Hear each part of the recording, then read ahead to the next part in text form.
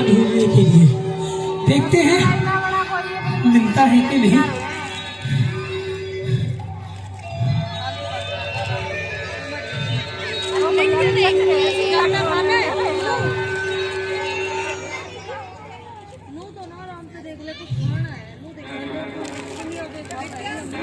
महापुरुष, तुम यहाँ इस भयावह वन में क्या कर रहे हो? कुछ बताओगे? हे देवी, आप कौन हैं? मेरा नाम है सुर्पनखा और मैं इस पूरे वन राज्य की महारानी और सुंदरी हूँ।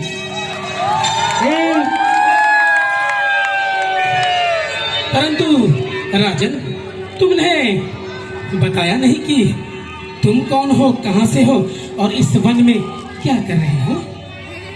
देवी सुर्पनखा, हम अयोध्या के राजा दशरथ के पुत्र राम हैं। अच्छा, ये हमारे अनुज लक्ष्मण हैं और ये हमारी धर्मपत्नी सीता हैं। आप यहाँ किस प्रयोजन से घूम रहे हो? मैं ये संपूर्ण वन मेरा है और मैंने जैसे कि तुम्हें बताया कि मैं इस वन की महारानी हूँ। इतनी सुंदर कन्या,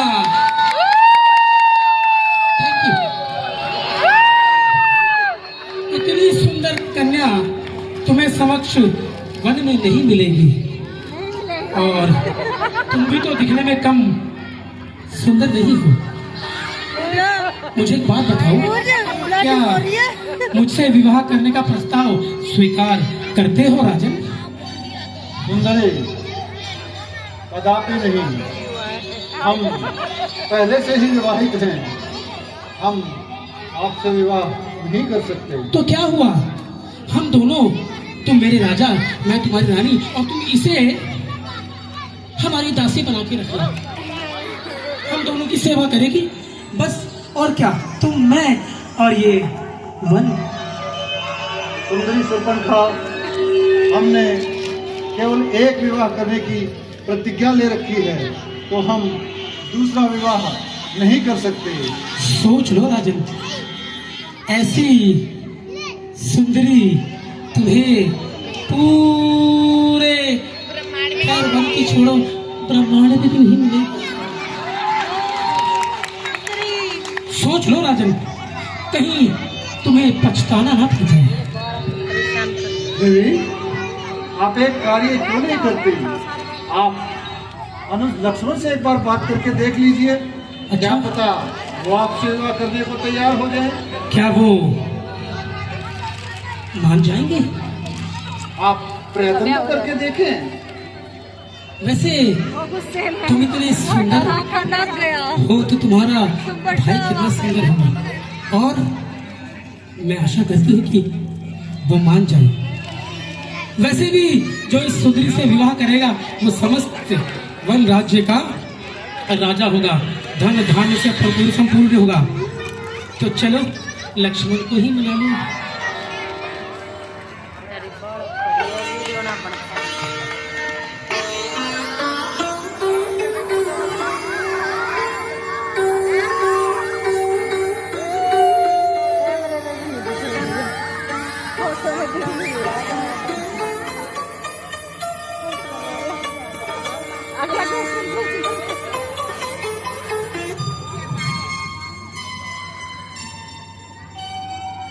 वाह, इतना कोमल सौंदर्य। महापुरुष, मैं तुम्हारे समक्ष एक प्रस्ताव रखने के लिए आई हूँ। क्या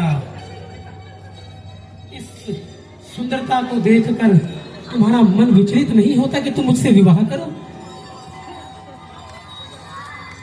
बोलो बोलो राजन। आप कौन है देवी? मैं सिर्फ लिखा हूँ। अभी तो मैंने देखा प्रभु श्री राम ने आपको विवाह के लिए मना किया और आप मेरे पास आ गई हैं। इतनी जल्दी तो गिरगिट भी रंग नहीं बदलता जितनी जल्दी तुमने बदल लिया।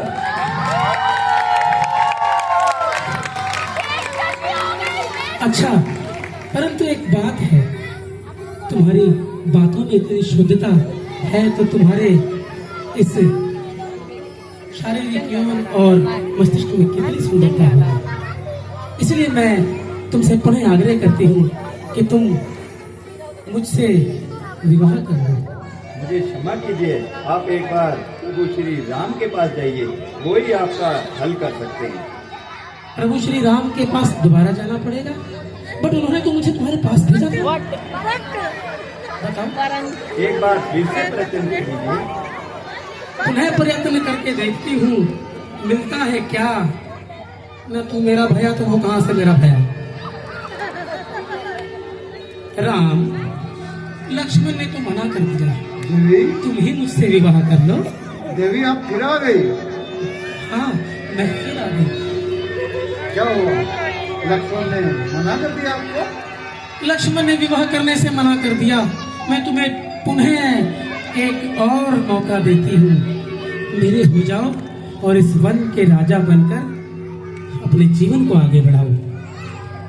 देवी, आप व्यर्थ में अपना वक्त खराब कर रही हो। हम पहले ही बता चुके हैं कि हम दूसरा विवाह नहीं करना चाहते। अतः आप एक बार फिर से लक्ष्मण से बात करके देखिए, हो सकता है अब की बार वो आपकी प्रार्थना स्वीकार कर ले। कोई तो स्वीकार करे। ठीक है, तुम कहते हो तो मैं पुनः एक बार प्रयास करती हूँ। सच्चे मन से प्रयत्न करें, आपकी इच्छा जरूर पूर्ण होगी। ठीक है, मैं जाती हूँ।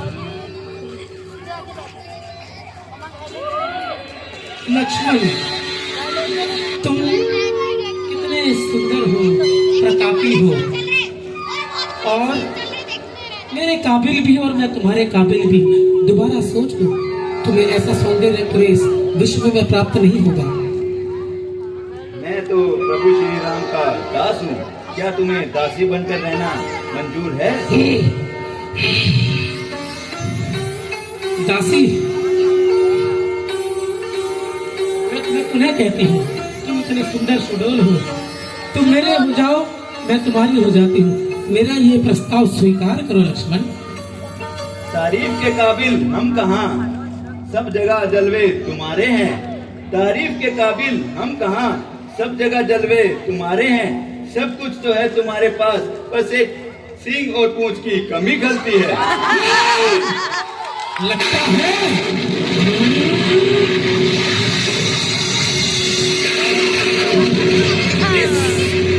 के लिए तुम मेरा प्रहार कर रहे हो। अगर ये स्त्री ना रहे तो तुम मेरे हो सकते हो। अभी मैं इसको समाप्त कर देती हूँ।